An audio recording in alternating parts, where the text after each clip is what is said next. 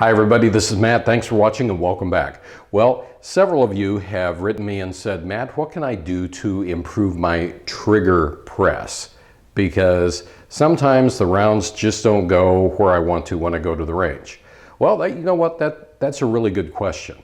And I'll fall back on number one being front sight focus. Because as humans, a lot of times what will happen right at the very end is your eye, instead of being focused on this front sight, will transition to the target the moment that you make that trigger press.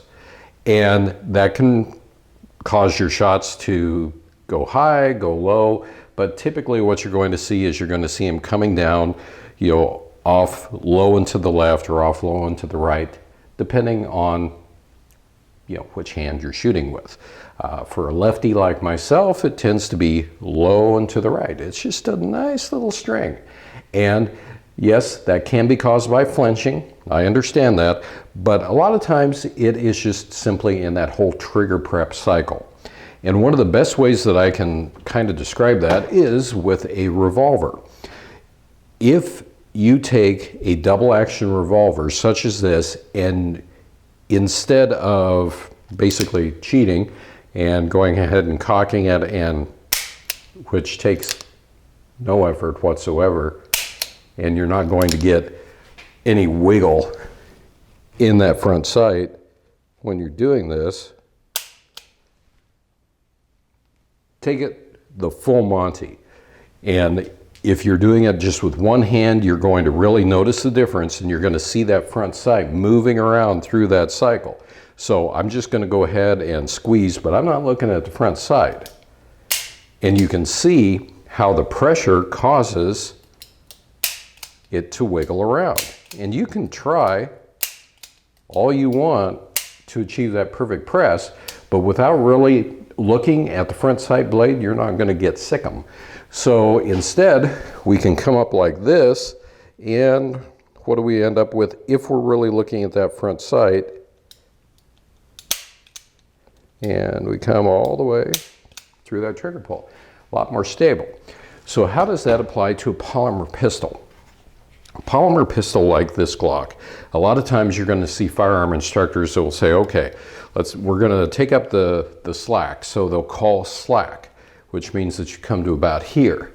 And then they'll say press. Well, the moment that you initiate that press, you can take this off, up, down, side by side, just simply because of mechanical resistance. Any kind of burr, anything can really screw you up. So I have a laser-like cartridge in this, and let me show you. If I go where I'm taking up slack, and I'm going to exaggerate here, you can see that.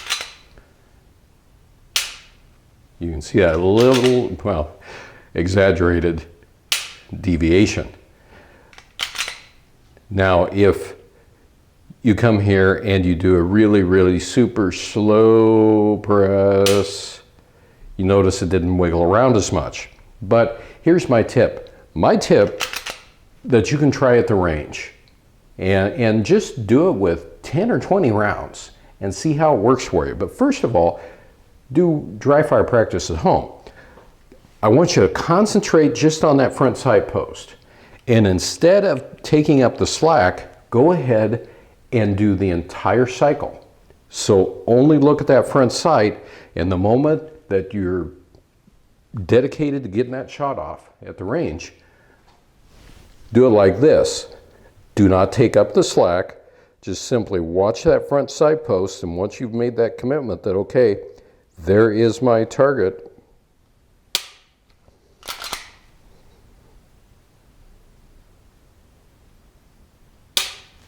pull it all the way through. And what you'll notice is if you're doing it the right way, you won't see any deviation in that laser dot. And maybe you'll see smaller groups when you're at the range. But just do it with 10 or 20 rounds. See if it helps. If it does, great. If not, go back to the way that you were doing it. But anyway, that's my quick tip. And until next time, hey, thanks for watching.